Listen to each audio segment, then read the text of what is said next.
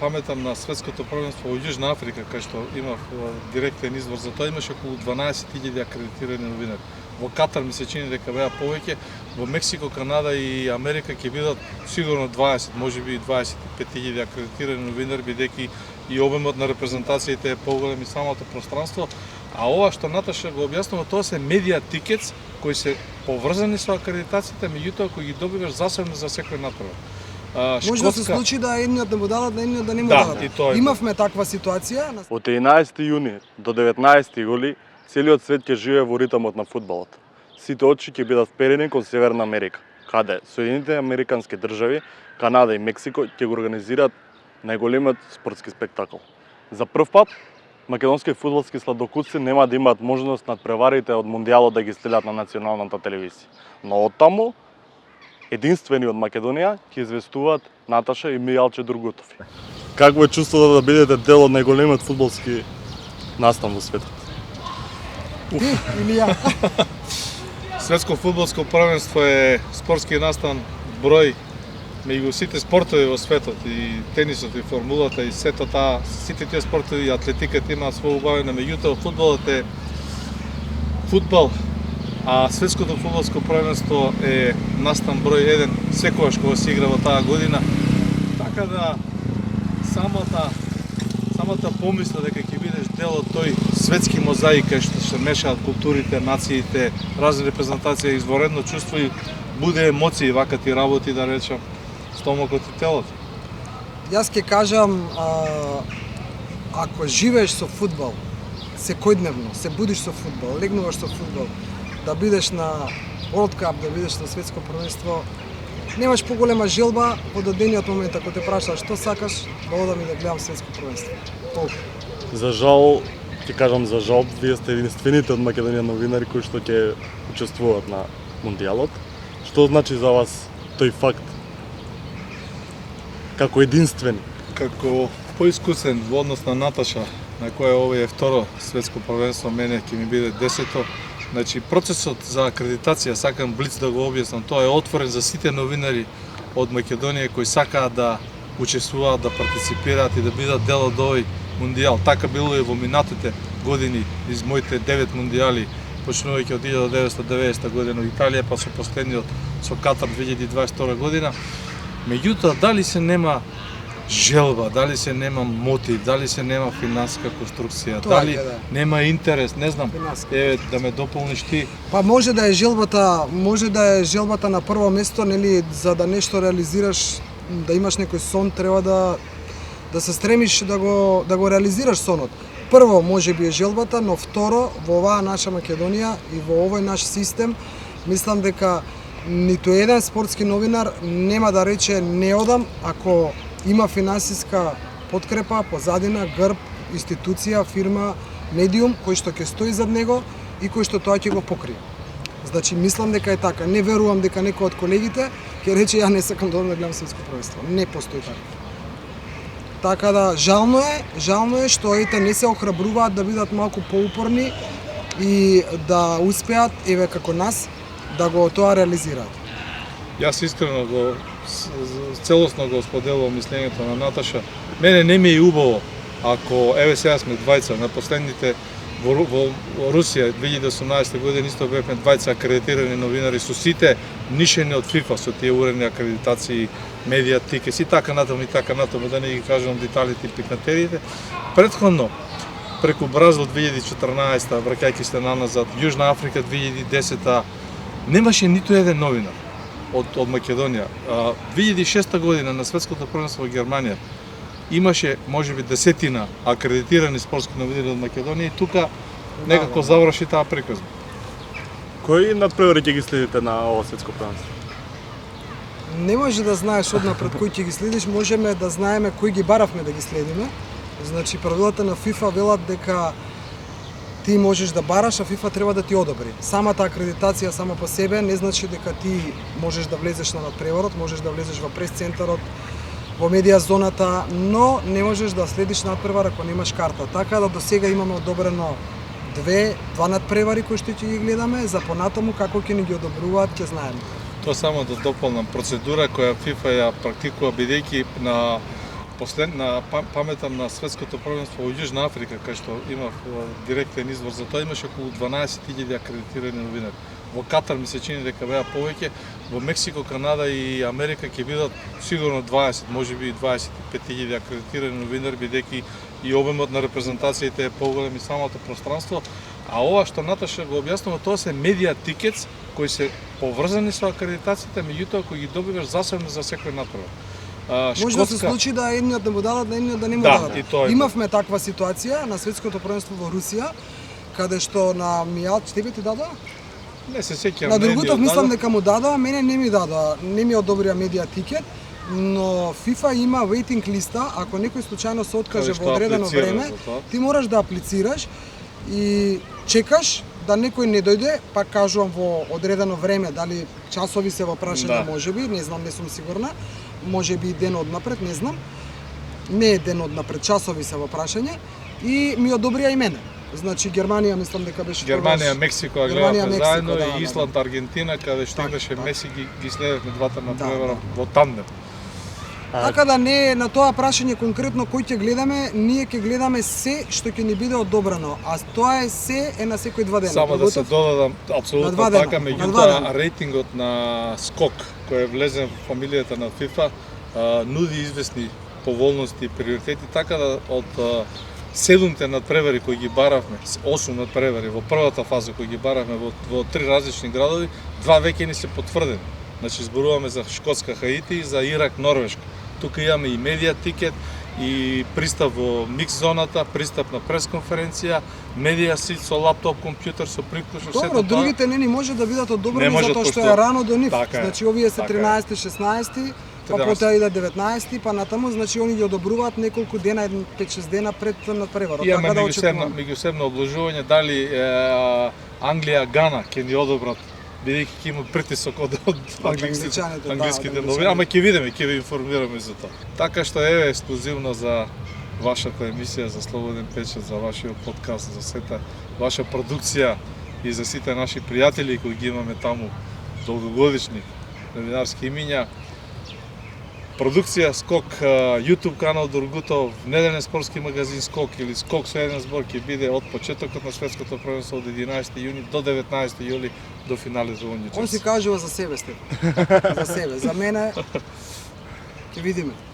Ова ќе биде баш до 10-то милче светско првенство. Кој е досега остави најсилен впечаток?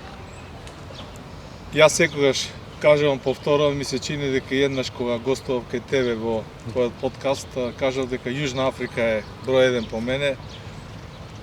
И тоа секогаш тргнувам од фактот не само од прикажање од фудбалот, сето она што го обележува светското фудбалско првенство. Не е самите надпревари се секогаш по дефолт, по инерција интересни сами од себе. Меѓутоа она што се случува надвор од оние 90 минути кои ги гледаат милиарди луѓе е исто така многу поинтересно. И сакам да најавам дека на Дургутов YouTube канал токму тоа ќе го емитуваме. Наташа е тука специјалист. Камерата е во незините раце, може да објасни незината идеја како е и реализација. Па не, строги правила на FIFA во секој случај и вие што следите фудбал знаете од навивачи па до репрезентации и да не редам нели овие дневни новости што се околу светското првенство. FIFA има строги правила, не може да се снима за време на надпревар, не смееш да продуцираш ништо за Додека време се на игра надпреварот надпревар. додека се игра, но пред на полувремето и по надпреварот и како апсолутно можеш да снимаш. Ние сме таму двајцата, дали кој ќе биде порасположен од нас ќе го снима другиот, меѓутоа имаме можност со тие некои алатки држачи за камера и слично да бидеме и двајцата во кадар. Ќе видиме како ќе биде, во секој случај поентата ни е да го снимиме и да го доловиме тоа што не може да го види гледачот пред телевизорот. Гледачот може да види што се случува за време на надпреварот во играта. Што се случува додека се точи пиво кое што ќе чини $17 некаде прочитав, Со алкохол. со алкохол или $10 без алкохол и такви некои слични или има гужва при влезот или нема гужва, тоа може да го види таму каде што ние ќе видиме. Даже светското првенство во Русија беше твое светско првенство кое се Да, еве ми ја состојава. капата по повод оваа прилика си ја ставив оваа капа и таа на Дургутов. Ајде, Катар какви се последната. печатоците од првото светско првенство за вас? Значи, јас пред да одам на светското првенство, мислев дека нема ништо поинтересно од финале Лига на шампиони.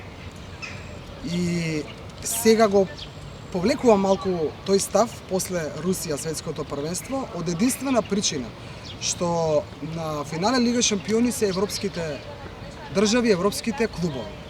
Овамо станува збор за национален тим, за поинаква публика. Јас прв пат видов мексиканци, бев во една толпа од илјадници мексиканци во сред нив, да речам, во Москва. И не може тоа да се спореди ниту со навивачите на Ливерпул, со кои што неколку пати на финалињата на Лига на шампиони имам искуство, да бидам директно со нив, ниту со некои други, еве Ливерпул ќе ги ставам како први навивачи, да не ги редам другите. Значи нема споредба.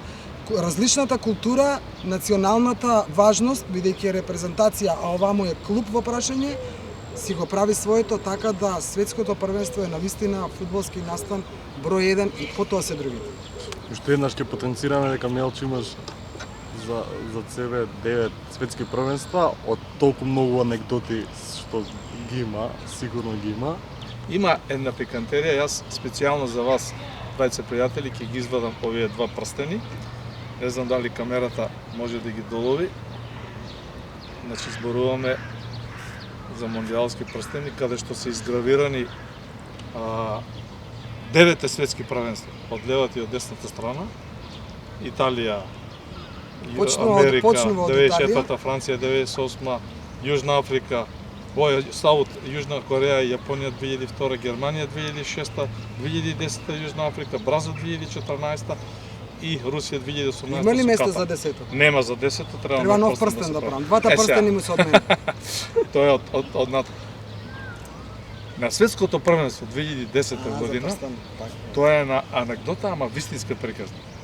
Пријателите и новинарите од Бугарија, наши добри пријатели долгогодишни, ми викаат во една прилика, Мјалчо, симни го тој прстен од раката.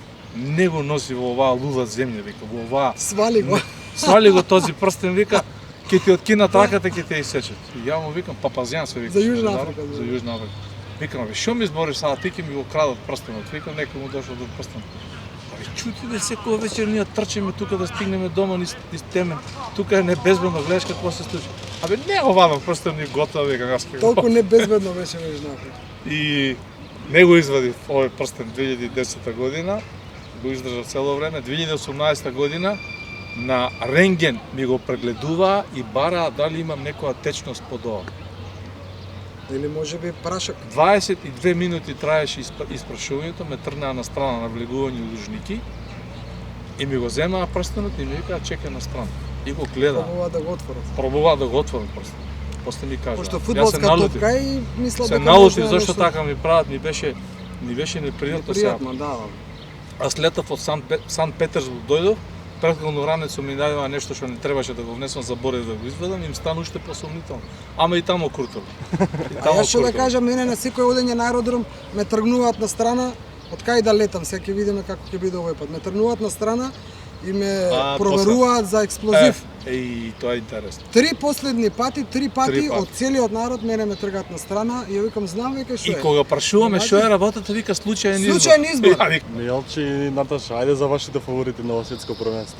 Кои се ваши фаворити? Дамите имаат предност. Јас одма ќе кажам фаворити, овие што ќе навивам сега за нив не ми се фаворити, но ќе навивам, се разбира, број 1 за Босна и Херцеговина и број 2 за Хрватска, како наши најблиски наши соседи. Фаворит ми е Шпанија, ќе кажам, мој фаворит за освојување на трофеот ми е Шпанија. Исто така многу ги сакам англичаните. Не сум имала до сега можност да ги гледам во живо како репрезентација и се надевам дека ќе имам. И тие не ми се за фаворит за освојување на насловот, но сакам да стигнат далеку. Тие што најмногу ги сакам, а не се од нашево обкружување, се италијанците, за кои што првиот пат ние им ја скроивме приказната, судбината, вториот пат босанците. Ова е прашање број 1, топ прашање за сите кои ќе го следат мондијалот.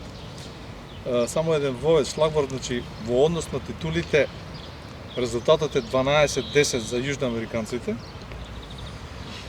И Интересно е што имам некоја, не е тоа интуиција или чувство, него така, како можеби желба да ми се појавува или нешто, некое мое размислување, дека можеби прв пат во историјата, скоро 100 годишната историја на мондијалите, уште 4 години 100 ќе се слави, дека можеби фудбалска земја од третиот фудбалски свет може да стигне до освојување на За оние што на- помалку на разбираат пехот. кој е трет фудбалски свет. Третиот фудбалски свет е надвор од Европа и од Јужна Америка.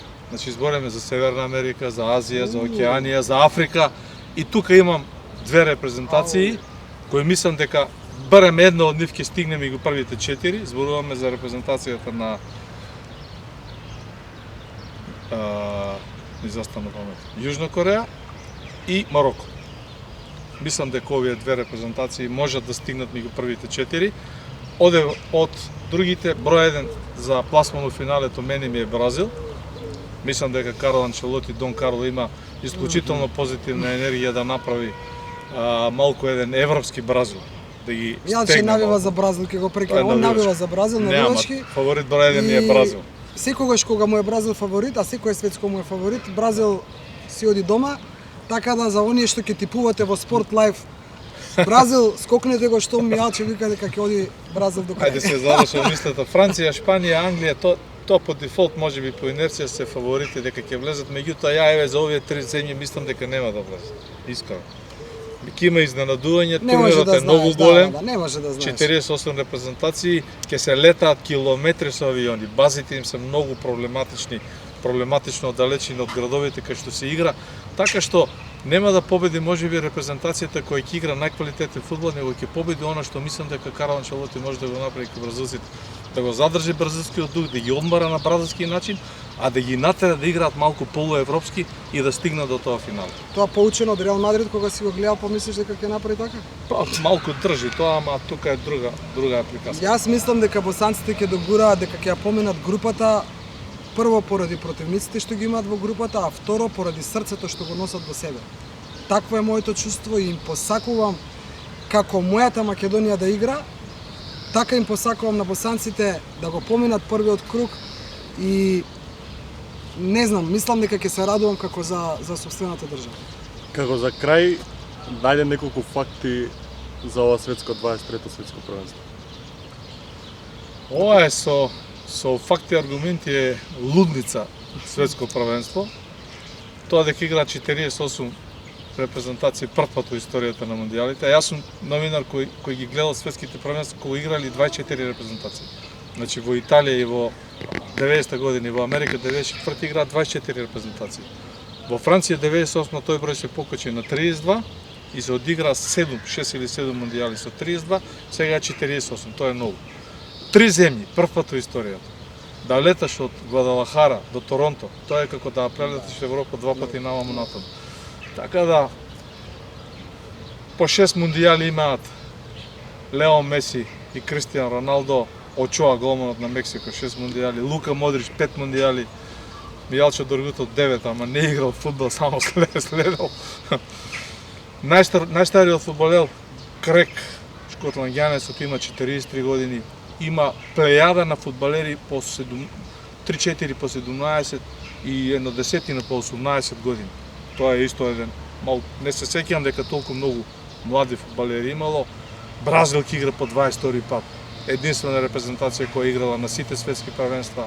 Аргентина е втора со 18-19 учества. Мексико има 15-16. Јас ќе кажам само еден факт, И само многу извините, важен. и картите, влезниците, сакам да исклучително кажам. скапи. Никогаш јас Не ми го зимај фактот, ми го Ајде, зимаш. поведе Не го Наташа. зима. Не бе, не.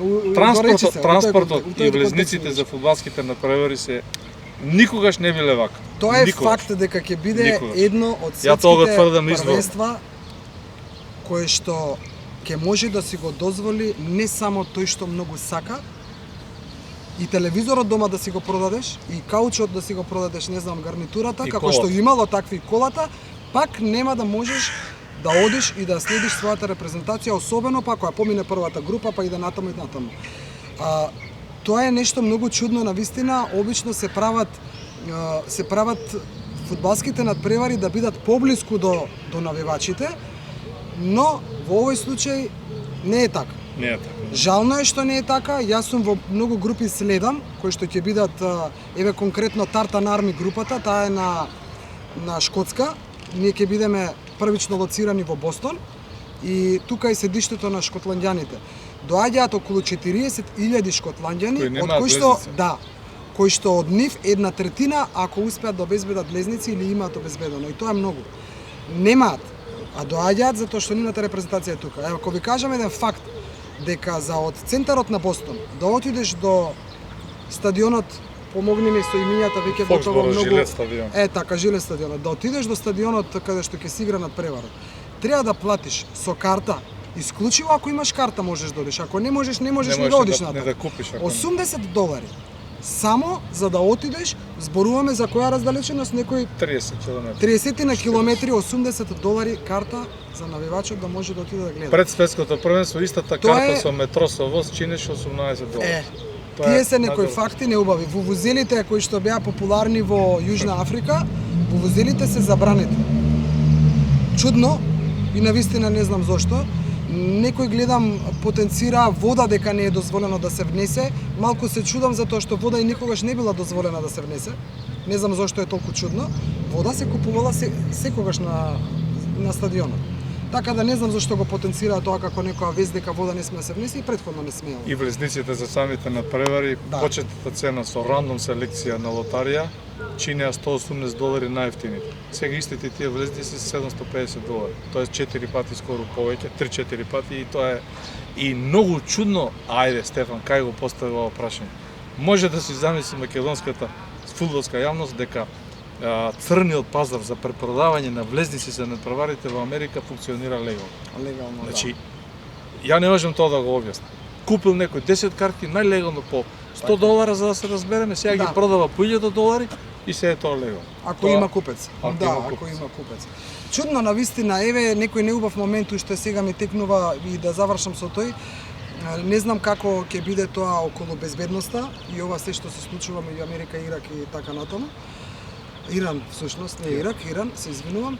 И вчера ја прочитав информацијата, ние како акредитирани новинари на ФИФА имаме специјален влез во системот каде што се само акредитираните новинари. И тука се споделуваат ексклузивно сите вести кои што потоа останатите новинари од еден ќе ја превземе веста и потоа другите нели ја препишуваат или ја пренесуваат, дали ќе ги сменат зборовите или слично. Да се случи експлозија во близина на англиската репрезентација каде што е лоцирана. Не знам, мислам дека жртви нема, фала Богу, но малку е чудно тоа за Америка и за сите нивни тие строги правила на однесување, движење и се. Дај Боже да биде секако што треба. И последната информација од пред помалку од 24 часа дека на околу 10-15 лица од официјалната делегација на Ирак, не на Иран, не им е дозволен влез во Америка, че они се дел од официјалната делегација на Ирак, а ќе престојуваат во Мексико.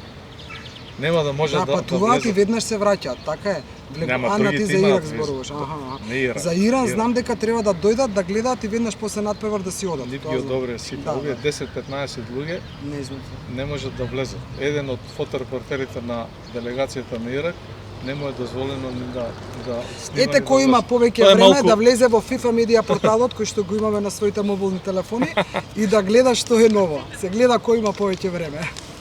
Мијалчи Наташа, ви посакам да се поминете во Соединените Американски држави, да гледате што повеќе надпревари, да исполните све што имате зацртано како некоја си цел и некој план, па да се видиме после светското првенство. Дај Боже, ви благодарам на убавите желби. Нашето одење е исклучиво со фудбалски мотив и колку што можеме повеќе надпревари во различни места, во различни држави американски, ќе бидеме таму. И ви благодарам за поканата, исклучително коректна соработка, долгогодишна меѓу вашата редакција, вашиот медиум и вашите новинари и личности, вклучувајќи ти тебе како еден од помладите, кога упрашање Доргутов YouTube канал, Мијалче Доргутов, Наташа и така натаму, благодарам искрено.